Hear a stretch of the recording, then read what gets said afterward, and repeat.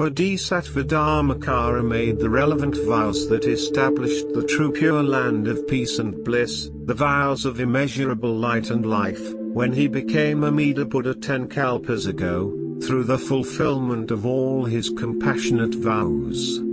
Reverently contemplating the true Buddha and land, I realized that the Buddha is the Tathagata of inconceivable light, and that the land also is the land of immeasurable light, because they have naturally arisen through the fulfillment of vows of great compassion.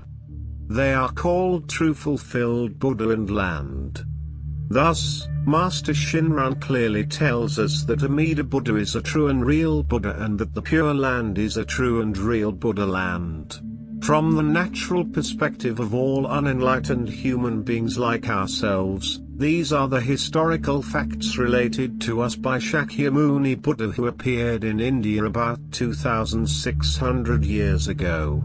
We should therefore trust the true words of the Buddha and must never say that Amida Buddha is a myth and that the Pure Land is only in the mind. It is truly sad that so many so-called followers of Jodo Shinshu today, particularly scholars, have opined such slanderous, wrong views, by blatantly misinterpreting the Buddha's words, with their defiled human minds of absolute delusion. The larger sutra on infinite life was personally delivered by Shakyamuni Buddha at Rajagriha, in the presence of 12,000 monks, many great bodhisattvas and lay bodhisattvas. This is the true teaching that tells us about the amazing spiritual journey of a supremely resolute practitioner of the Buddha Dharma named Bodhisattva Dharmakara. It was during the time, trillions of years ago, when a Buddha named Lokasvara, the Tathagata, perfectly enlightened one, possessed of wisdom and practice, unsurpassed one, teacher of gods and humans, Buddha and world-honored one, knower of the world, appeared in this world. Dharmakara was then a king with superior intelligence, courage and wisdom, and he distinguished himself in the world. Yet, he was able to see through the enormous suffering in this world of insatiable desires. Renouncing his kingdom and throne, he became a monk, and through the marvelous mentorship of Buddha Lokasvara, he awakened aspiration for the highest, perfect enlightenment. Respectfully prostrating to the Buddha, he sincerely beseeched the world-honored one to explain fully the practices by which Buddhas established their pure lands. Dharmakara listened deeply to the Buddha's detailed explanation of the characteristics of billions of glorious Buddha lands, as well as the good and evil natures of gods and humans living in those lands. Thereupon, he strongly resolved to practice diligently with vigor, vowing to create an unsurpassed pure land that would receive all sentient beings who wish to be born there and escape from samsara, the vicious cycle of birth, old age, suffering and death, at the end of their fleeting lives. Following strictly the wonderful instructions of the Buddha and deeply contemplating over a long period of time, Dharmakara strictly performed all the incredibly difficult pure practices and hard disciplines required for the establishment of a perfect Buddha land. He resolved that his pure land would be special, adorned with infinite excellent qualities, attributes and a perfect environment conducive for the practice of the Buddha Dharma and attainment of perfect enlightenment of all its residents. Out of great compassion for all suffering sentient beings, he carefully selected and boldly made 48 inconceivable vows, pledging to cause all persons, in accordance with their particular varied karmic propensities, natures and capabilities, to be born in a Buddha land of peace and provision. His ultimate aspiration was to save all sentient beings, especially those who are unable to save themselves by their own power. Firstly, he sought to get everyone quickly out of samsara and finally to have everyone attaining Buddhahood in his pure land. Each vow would be appropriately fulfilled exactly according to what he promised. Bodhisattva Dharmakara had clearly made these 48 inconceivable vows in front of Buddha Loksvaraja and witnessed by the large holy assembly of accomplished monks and bodhisattvas. Each vow is complete and all-encompassing, individually tailored to the particular karma of every aspirant of his pure land. Having strongly pledged that every one of his vows would be fulfilled exactly according to what he promised, he tirelessly performed all the pure practices that would wonderfully create a land of peace and ultimate happiness, that could accommodate every category of aspirants. If any one of his vow is not fulfilled accordingly, he unreservedly stated that he did not deserve to be called a Buddha. The vow of immeasurable light states, "If, when I attain Buddhahood, my light should be limited, unable to illuminate at least 100,000 kotis of nayutas of Buddha lands, may I not attain perfect enlightenment." In connection with the fulfillment of this vow of light, wisdom, Shakyamuni Buddha said to Ananda, "The majestic light of the Buddha Amitabha is the most exalted. No other Buddha's light can match his.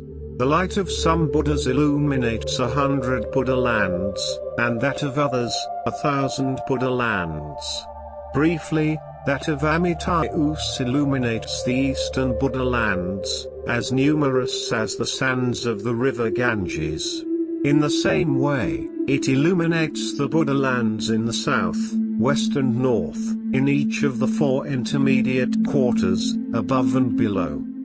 For this reason, Amitabha is called by the following names: the Buddha of infinite light, the Buddha of boundless light, the Buddha of unhindered light, the Buddha of incomparable light, the Buddha of the light of the King of Flame, the Buddha of pure light, the Buddha of the light of joy, the Buddha of light of wisdom, the Buddha of unceasing light, the Buddha of inconceivable light, the Buddha of ineffable light, and the Buddha of the light outshining the sun and the moon. If sentient beings encounter his light, their 3 defilements are removed, they feel tenderness, joy and pleasure, and good thoughts arise. If sentient beings in the 3 realms of suffering see his light, they will all be relieved and freed from affliction. At the end of their lives, they all reach emancipation. The vow of immeasurable life states, "If when I attain Buddhahood, my lifespan should be limited, even to the extent of 100,000 kotis of nayutas of kalpas, may I not attain perfect enlightenment." In connection with the fulfillment of this vow of life, compassion, Shakyamuni Buddha said to Ananda, "The life of Amitabha is so long that it is impossible for anyone to calculate it. To give an illustration, let us suppose that all the innumerable sentient beings in the worlds of the 10 quarters were reborn in human form and that every one becomes Shravaka or Pratya Buddhas. Even if they assembled in one place, concentrated their thoughts, and exercised the power of their wisdom to the utmost to reckon the length of the Buddha's life, even after 1,000 million kalpas, they could still not reach its limit. So it is with the lifespan of Shravakas, Bodhisattvas, heavenly beings and human beings in his land. The vow that all the Buddhas say the name is stated in the larger sutra. If, when I attain Buddhahood, the countless Buddhas throughout the worlds in the 10 quarters do not all praise and say my name, may I not attain the supreme enlightenment.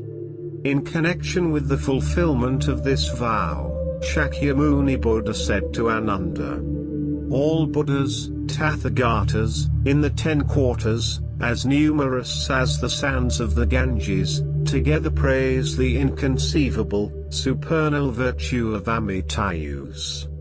Thus, in this spiritually defiled Dharma-ending age when all human beings are karmically overwhelmed by the evil passions of greed, hatred, ignorance, jealousy and arrogance, Everything we perceive is fleeting, ultimately false.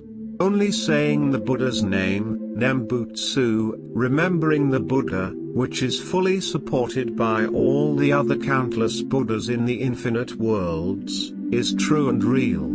The primal vow, that embodies saying the Buddha's name, is Amida Buddha's absolute promise to all wretched human beings like ourselves who are firmly caught, for billions of lives, in the net of samsara.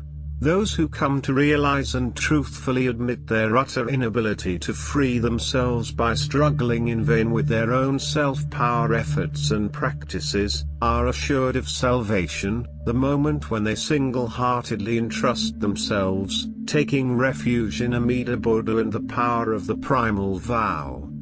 If, when I attain Buddhahood, sentient beings of the 10 quarters, with sincere mind, joyfully entrusting themselves, aspiring to be born in my land, and saying my name perhaps even 10 times, should not be born there, may I not attain the supreme enlightenment.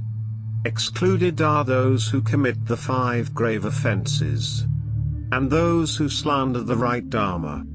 This primal vow is the universal pledge made to provide an easy path to all human beings who are unable to save themselves by their own power.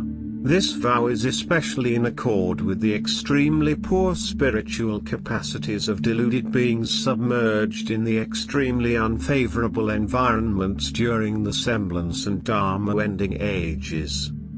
Fulfillment of Dharmakara's vows had been wonderfully described by Shakyamuni Buddha in the larger sutra.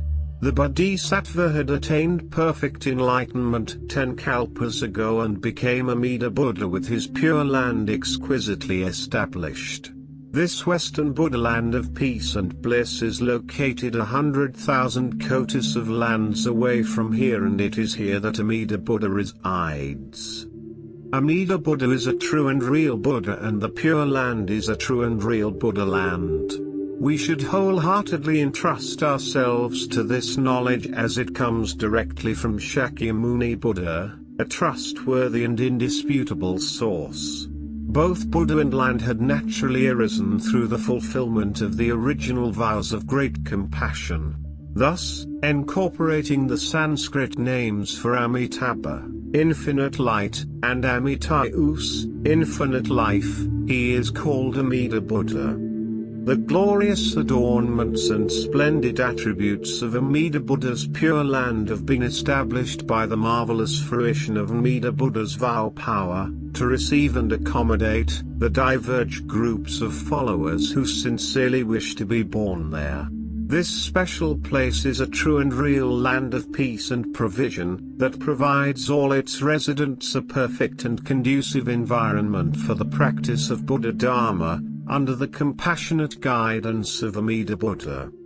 In that Buddha land, the earth is composed of 7 jewels, namely, gold, silver, beryl, coral, amber, agate and ruby, which have spontaneously appeared. The land itself is so vast, spreading boundlessly to the farthest extent, that it is impossible to know its limit. Again, 7 jeweled trees completely fill that land. There are some made of gold, some of silver, and others made of beryl, crystal, coral, ruby or agate. There are also trees made of 2 to 7 kinds of jewels.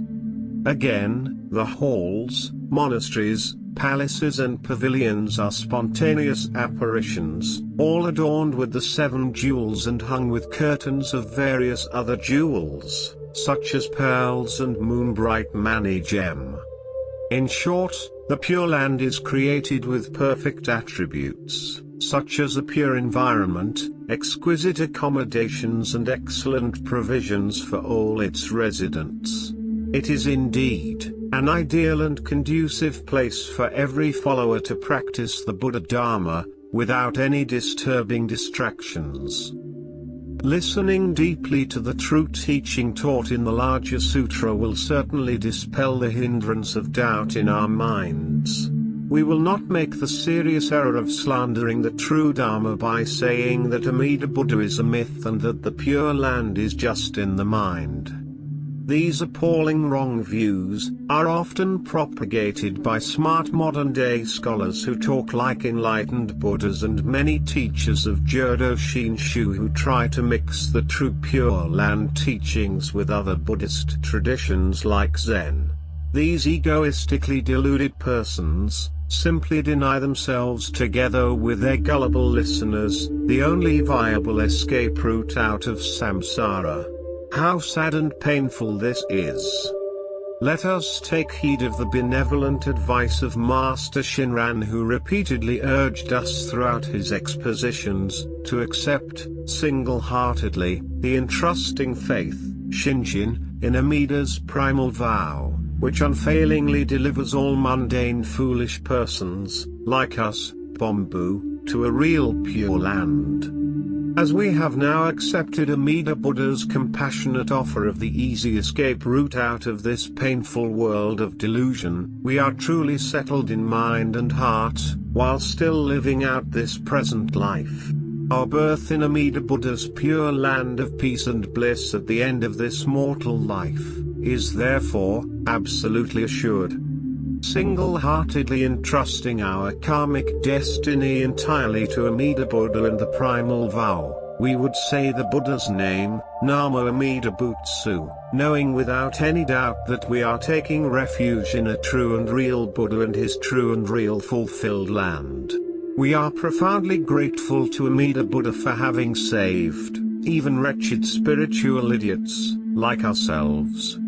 The Buddha's infinite merits and virtues are bestowed equally on all beings. May all accept Amida's gift of Shinjin and obtain birth in his land of peace and bliss. Clearly and distinctly, we have now heard the call of boundless compassion.